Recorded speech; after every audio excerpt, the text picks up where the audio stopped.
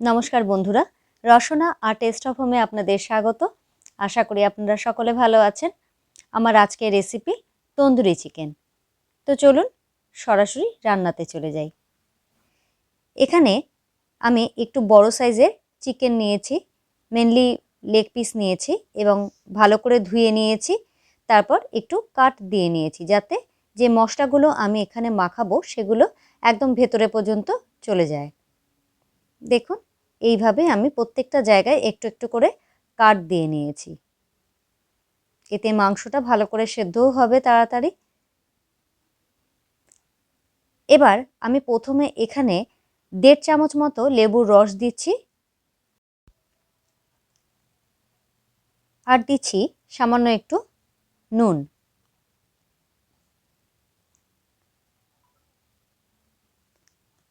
এক চামচ আদা রসুন বাটা আমি দিলাম আর দিয়ে দিলাম 1 চামচ ঝাল লঙ্কার গুঁড়ো। এবার সমস্ত উপকরণগুলো মাংসের মধ্যে আমি ভালো করে মাখিয়ে নিচ্ছি। খুব ভালো করে মাখানোর কাজটা করতে হবে যাতে প্রত্যেকটা কাটের ভেতরে মশলাগুলো যায়। ভালো করে কাটের ভেতরে মশলাগুলোকে মাখিয়ে দিতে হবে।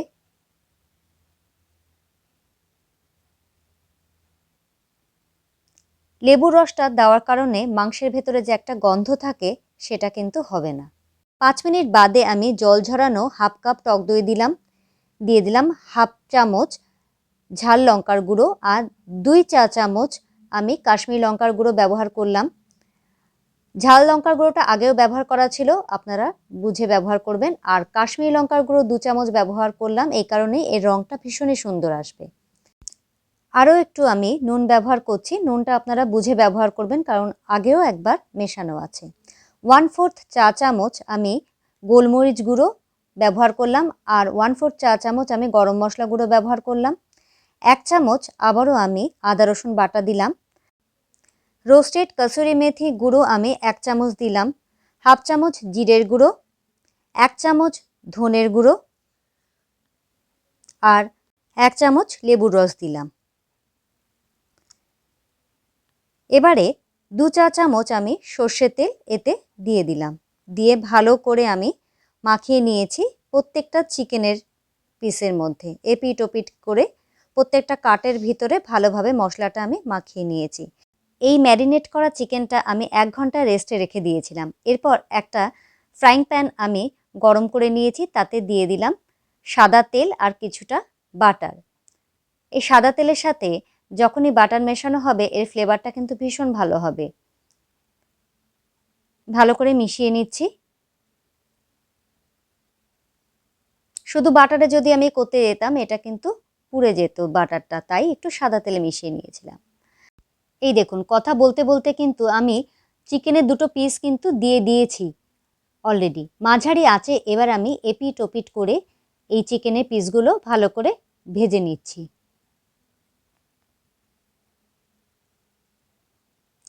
বেশি হাই ফ্লেমে করা কিন্তু যাবে না, এটা কিন্তু একদম মাঝারি আঁচেই করতে হবে, তাহলে চিকেনগুলো ভালো মতো সেদ্ধ হবে।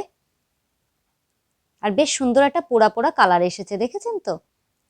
একইভাবে বাকি চিকেনের টুকরোগুলোও আমি ভেজে নিয়েছি মাঝারি আঁচে এপিট ওপিট করে।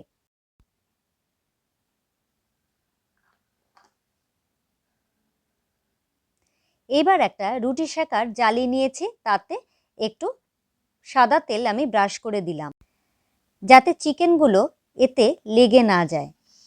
ওই আমরা যখন রেস্টুরেন্টে যাই যে একটা স্মোকি ফ্লেভার পাই ওই তন্দুরি চিকেনে, এটা কিন্তু সেই ফ্লেভারটাই দেবে। যাদের বাড়িতে কোল নেই তারা কিন্তু এইভাবে অনায়াসেই করে ফেলতে পারেন। দারুণ খেতে হয় কিন্তু। দেখুন এপিট ওপিট করে আমি একদম গ্যাসের ফ্লেমটা সিম করে নিয়ে আমি এটাকে রোস্ট করে নিচ্ছি। একটা পোড়া পোড়া সুন্দর ভাবও চলে আসবে। যদিও আপনাদের আমি ফাইনাল লুকটা অবশ্যই দেখাবো। গ্যাসের ফ্লেমটা কিন্তু একদম সিম করেই করতে হবে। দেখুন বেশ সুন্দর একটা পোড়া পোড়া ভাব চলে আসছে। এতে দেখতেও যেমন সুন্দর হবে, একদম রেস্টুরেন্টের মতো, খেতেও ঠিক একদম রেস্টুরেন্টের মতোই হবে।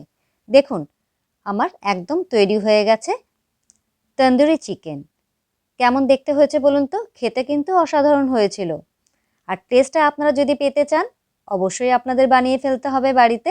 এখানে আমি পেঁয়াজ, লেবু আর একটু গ্রিন চাটনি দিয়ে আমি পরিবেশন করেছি। তাহলে চটপট বাড়িতে বানিয়ে ফেলুন আর সকলে একসাথে বসে মজা করে খান এবং শীতকাল উপভোগ করুন। আমার এই রেসিপিটি যদি আপনাদের ভালো লেগে থাকে তাহলে অবশ্যই একটি লাইক দিয়ে আমার পাশে থাকবেন। কিন্তু আমার বন্ধুদের থেকে লাইক তো আমি পাচ্ছিই না। আমার বন্ধুদের কি আমার চ্যানেলটি ভালো লাগছে না? এটা তো আপনারা জানেনই, বন্ধুদের থেকে সাপোর্ট না পেলে কোনো বন্ধুই এগিয়ে যেতে পারে না। আমিও সেটাই মনে করি। তাই আপনাদের লাইকটা আমার কাছে ভীষণই মূল্যবান। আর আমার নতুন বন্ধুদের জানাই, আমার চ্যানেলটি ভিজিট করে যদি আপনাদের ভালো লেগে থাকে তাহলে অবশ্যই একটা সাবস্ক্রাইব করে আমার পাশে থেকে যাবেন। আর পাশে থাকা বেল আইকনটি অবশ্যই প্রেস করে দেবেন, যাতে যখনই আমি কোনো নতুন ভিডিও আপলোড করব আপনাদের কাছে সেটা আগে গিয়ে পৌঁছায়। আজ তাহলে আসি বন্ধুরা, সকলে ভালো থাকবেন, সুস্থ থাকবেন। আবারও দেখা হবে অন্য কোনো ভিডিওতে।